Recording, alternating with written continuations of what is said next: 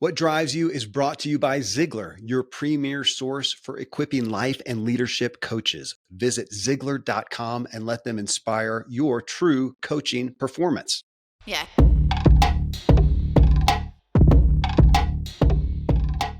Welcome to What Drives You. I'm your host, Kevin Miller.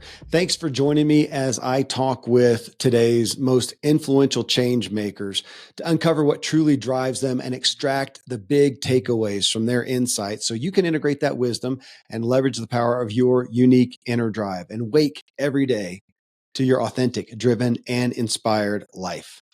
In this episode, I wrap up our series on human design. This is my big idea, big takeaway, and big action.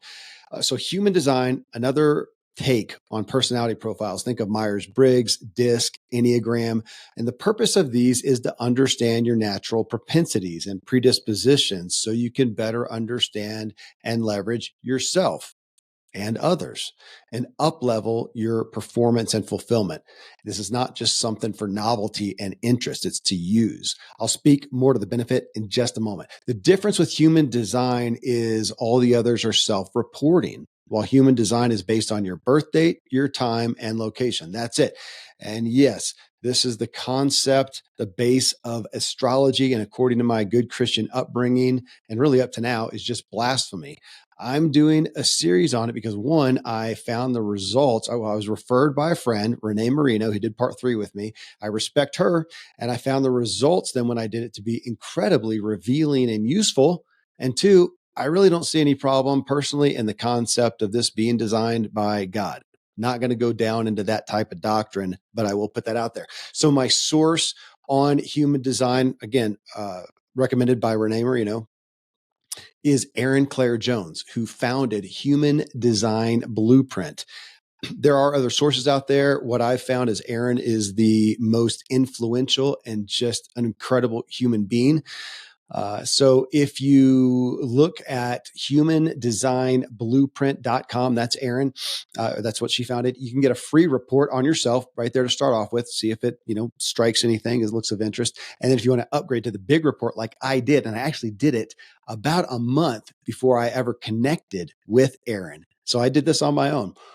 But if you go there, humandesignblueprint.com, use the code DRIVE, you can get 10% off. Now, everyone knows their birth date and location. Few know the exact time they were born, so you'll need to source your birth certificate. I had to go hunt around in our files to find the exact time. It was like 2:22. I didn't ask Aaron this. I figure if you know it was in the morning, in the evening, and you put something in and approximate it, I would assume that it's going to be fairly accurate, but that's up to you. So drive with me for a moment and let me unpack my experience and thoughts on human design so you may consider utilizing this tool for your own benefit. All right. So the big idea on human design, the big idea is the more we understand our natural propensities and predispositions, the more we can maximize our performance and fulfillment. So here's the analogy. There are others that would work, but this is the one I'm going to use. It's what came to me. Think of the dystopian films and stories that are so popular, right? Some massive catastrophic event happens. 95% of the population dies, leaving a skeleton crew of people on planet Earth, right? You come outside, you're the one that made it, and you find, let's say 20 people are in your area. And you got to figure out how to survive, what you're going to do. So you need someone to go find and bring back water, someone to look for available food, someone to hunt. Let's say the structures were destroyed. So you need someone to build some shelters. You need someone to defend against the bad people because there's always bad people in this dystopian films. Someone needs to go seek help elsewhere. And right now they're just going to have to run, right? There's nothing else to use, let's say, in this scenario. And so you make this list of needed roles and you gather everyone around together. Now, imagine if you just put all those roles and duties on little slips of paper, put them in a hat. Everyone just walks up and picks one out at random to tell them their task. Let's say I get the one that says, go fix all of the machinery, try to get us a car to run because everything's been, messed up, and try to get us a generator to run so we can have some electricity or something like that. It's just not my skill set, guys. I'm just not going to have much help for you. I don't know with the ins and outs of a small engine, right? And let's say that the mechanical, there happens to be a mechanical whiz, but she gets the paper that says she's got to go run for miles to search for help. And she actually has a heart condition. Pretty bad mismatch, right? Well, of course, we wouldn't do that. What we're going to do is get everybody around and go, guys, tell me what we need. Somebody who can go hunt. Anybody do that? And somebody says, that would be my friend John. I'd go get him. He hunts. And then somebody else says, gosh, we actually need, we got some people that are injured. We need a doctor. Anybody that can do that? I'm going to go, dude, Randy, he's got you set up. And then somebody says, yeah, we need somebody to go, do like a 20-mile radius out every direction. See if you can find help. Anybody up for that? I go, well, dude, I'm kind of a runner. I can help you out there. And we would match everybody with the skills and abilities that they have. That's the concept of these profiles, to say, Kevin, naturally you have the tendency to do X, to be X, to relate this way, to think of things in this certain way. I mean, this is what it would be so brilliant if kids were taught this, not instead of, but along with reading, writing, and arithmetic. Most of us are not told that, or we just learn, hey, I'm type A or I'm type whatever, and we don't do anything with it at all. We're trying to look at insight into our nature so we can find a better fit in anything we do.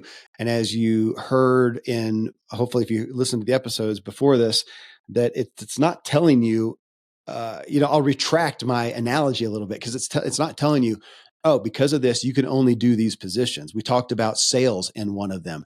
And as we looked at it, we could say, gosh, everybody in every type of human design, and I could say that, let's say Enneagram or any of the profiles, anyone could be a salesperson. But now there's only one type that I'm going to put on a car lot, a used car lot. There's only one type that I'm going to put doing cold calls.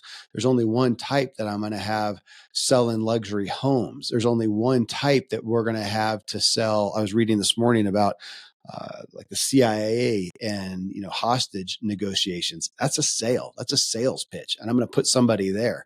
So it's to find that fit within a lot of different roles. Now, again, with the human design, it is not self-reporting, which is interesting to me, because when I take the other ones where you have to answer all these questions based on yourself, I'm answering and I'm trying to be natural. When it asks me a certain question, I can think, gosh, I don't want to be that way. I want to be this way. And so I'm trying to do it, but am I supposed to answer it naturally? And I've always questioned it, and I've taken enough of them too, that I kind of know where they're heading. I kind of know, oh yeah, this question is heading towards that. And I'm trying to get it out of my head and answer naturally. Now, I still have great benefit. We've done recent episodes on the Enneagram. I really like it. I still stand behind it. I'm going to add this to it. And really what this did is confirm a lot of the Enneagram, but then it went to some areas for me, this human design blueprint went to some areas and uncovered some things, or divulged, hit on some things that none of the other profiles had. And I knew these things about myself, but I'd never seen it this way. And what it did for me, well, let's go to the next section, the big takeaway. All right, the big takeaway. We can question also how it works. So if you go into human design, and if you've got a problem, as I have always had, with astrology and this, the cosmos and this hoodoo guru stuff, you can go research it, and you can go check it out.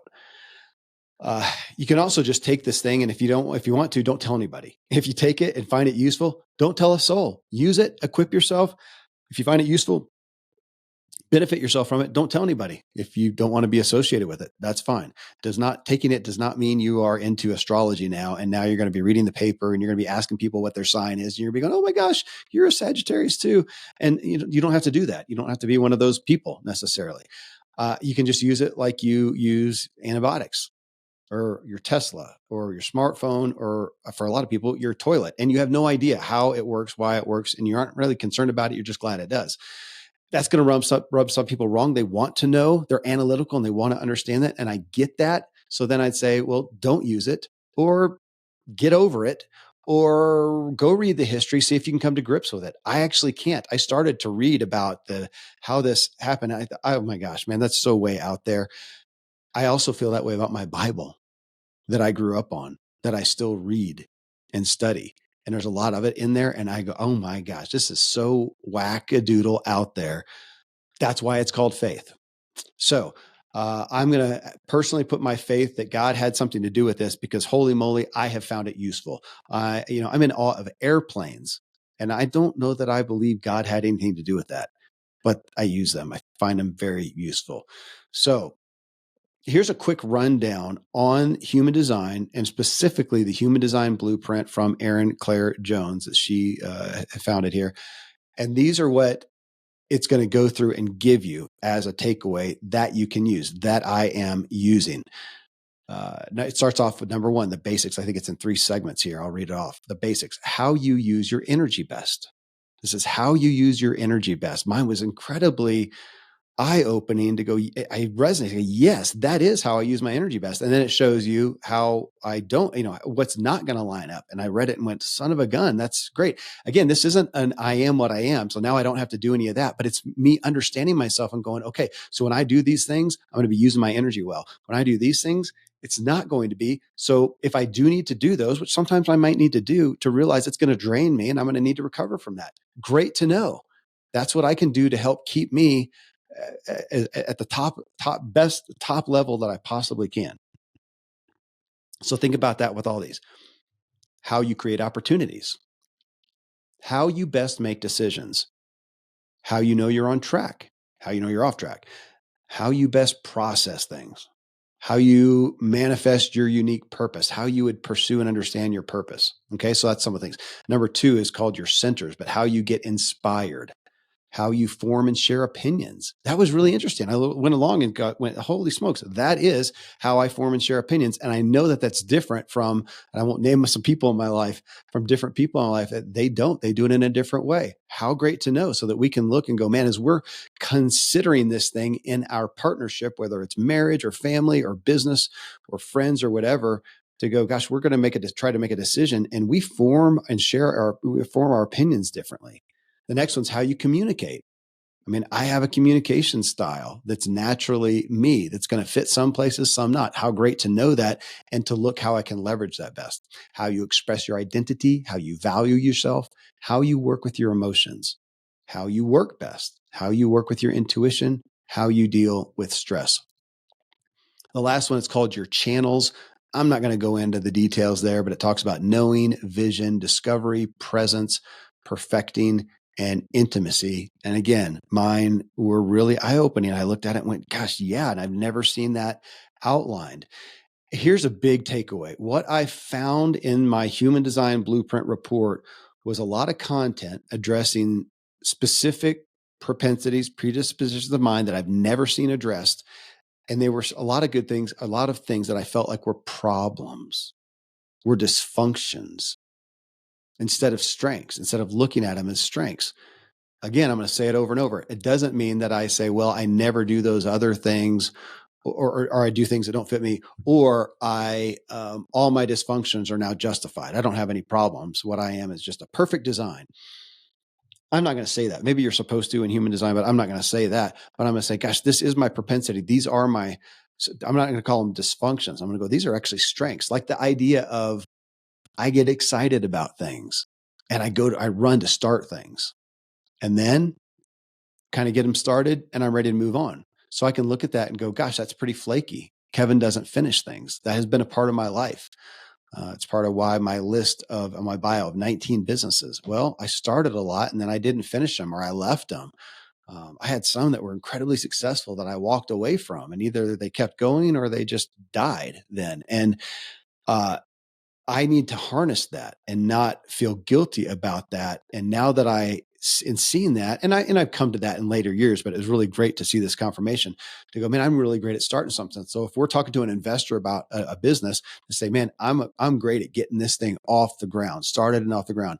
Then we need to bring in so-and-so to put I'm going to build a skeleton. Now we need some tendons and ligaments. Then we need somebody to put skin on it. Then we need to put somebody to put makeup and fix its hair. Those are not me. While they're doing that, I can go start something else for the business. Maybe in that same business, I can innovate something else. Or it may be that that's just my role for the business, and then I go on and I do another business. But what's great is to look at that and not feel bad about it, but to say, man, that's where I'm needed.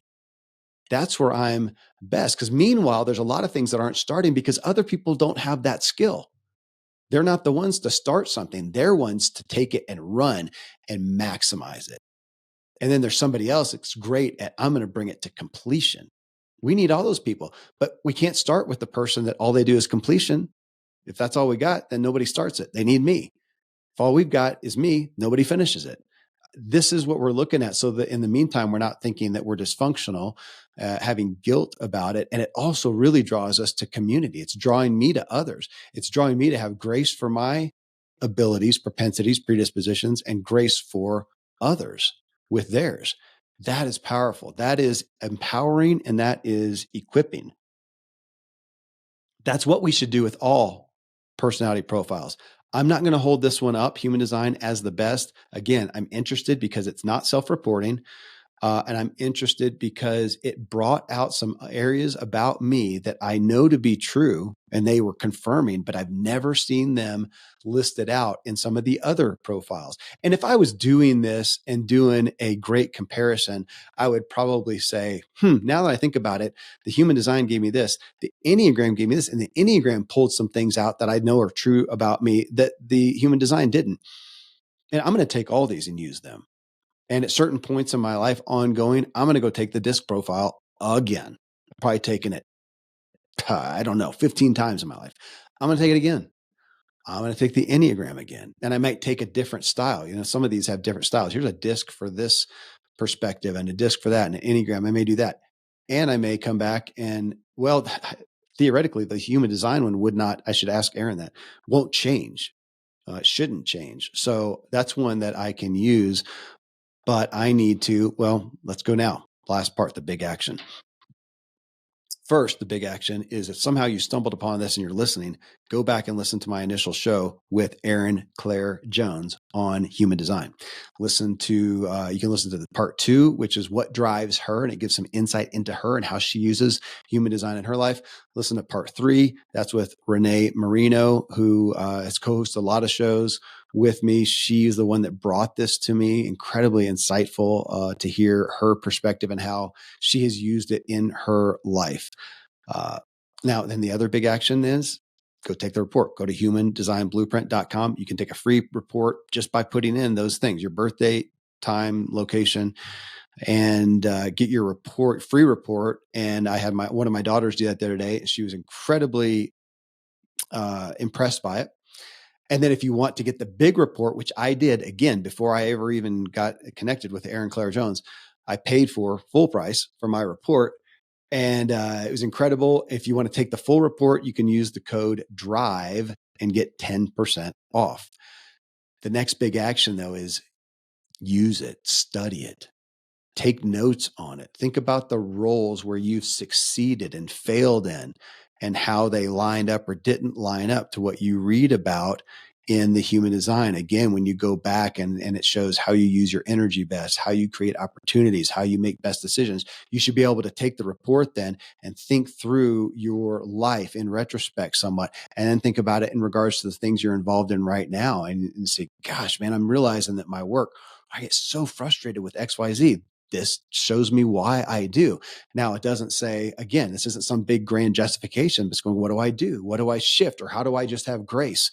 What do I do with this? Same thing with relationships and whatnot. You're trying to figure out how to, again, understand and utilize and leverage yourself and come together with other people so you can, leverage and understand what they do well to come along, and together you can do something something great. Build your strengths list in essence and how you can use it to align with other people. And I think it's powerful. It's something I'm going to continue studying and using in my own arsenal of other resources to understand myself better so I can be more and more fit within the roles that I'm doing. I can understand my propensities. I can have grace for myself. I can be open with other people and say, my gosh, okay, we're embarking on this thing together, or we're experiencing this together. And I experience this a certain way. Just so you know, I'd like to understand how you do too. And let's come together and have compassion and grace for each other. in this so that we can have an even greater experience through how we come to this instead of being at odds. Friends, thanks for tuning in as we all work to leverage the power of our unique inner drive and wake up every day to our authentic and driven and inspired lives. I want to thank Erin Claire Jones for her grace to come on the show to share about this human design, to share about herself. Again, you can go to humandesignblueprint.com and get a free report on yourself. And if you want to upgrade to the paid report, use code DRIVE and get 10% off. Thanks to Renee Marino for opening me up to this and prodding me to go take my own report. And thanks to her for joining me in part 3 to talk about her own experience and expand on what we're considering and understanding with this human design. You can find her at Renee, RENEE Marino, ReneeMarino.com. She is our master communicator. I've had her on the show for that. She is on stages. She was on stages for Broadway and on the big screen as an actress. Now she's on stages teaching people how to communicate well. And this is part of it, knowing yourself and understanding others to communicate well. So thank you to Erin and Renee for this series. If you appreciate the podcast, it's such a gift to me to leave a rating on Spotify and to leave a review on Apple. And on there, you can also thank the guest that you heard, that you got some value out of. It's such a gift to them. They so rarely hear testimony to a show that they were on and something they gave out there specifically. So that's such a gift. You can watch this episode on all of them. You can see my episodes and see Claire and see Renee as we talk together. And you can see the clips that we did. Find us anywhere, YouTube, social media, Kevin Miller, CO. And if you want to learn how to master your inner drive, get my book, What Drives You, on Amazon in any form. Until next time, stay driven. Yeah.